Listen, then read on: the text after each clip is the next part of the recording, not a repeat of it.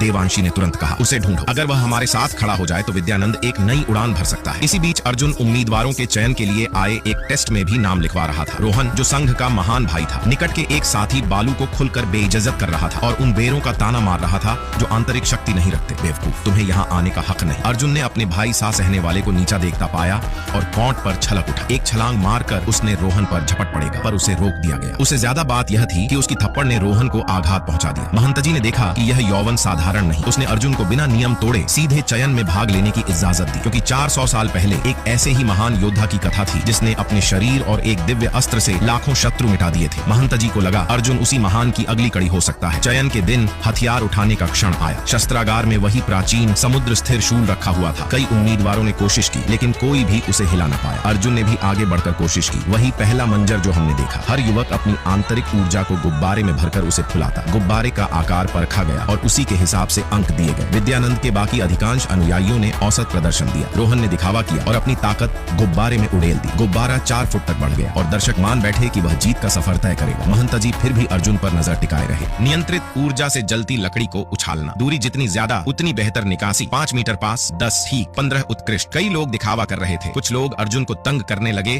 कि उसके पास दांतियन नहीं, वह कैसे मुकाबला कर पाएगा। अर्जुन ने परंपरागत तरीके से नहीं, अपनी तरह से ऊर्जा नियंत्रित करके लक्ष्य साधा। विरोधियों ने इसे चालाकी और धोखाधड़ी कहा। महंत जी ने यह कहा कि असली परीक्षा रणभूमि में होगी, वही आखिरी और निर्णायक राउंड होगा। अब मंच पर होने वाली भिड़ंत सबसे अहम थी। भीड़ में ताने और उपहास की भनक थी। कुछ लोग कहते दिखे कि यह पद रोहन का तय है। कुछ कहते थे कि बिना आंतरिक शक्ति वाले जैसे अर्जुन बेकार है। पर मानो किस्मत ने अलग लिख दिया हो। अर्जुन ने जो कर दिखाया उससे सब चौंक गए और अब असली जंग बाकी।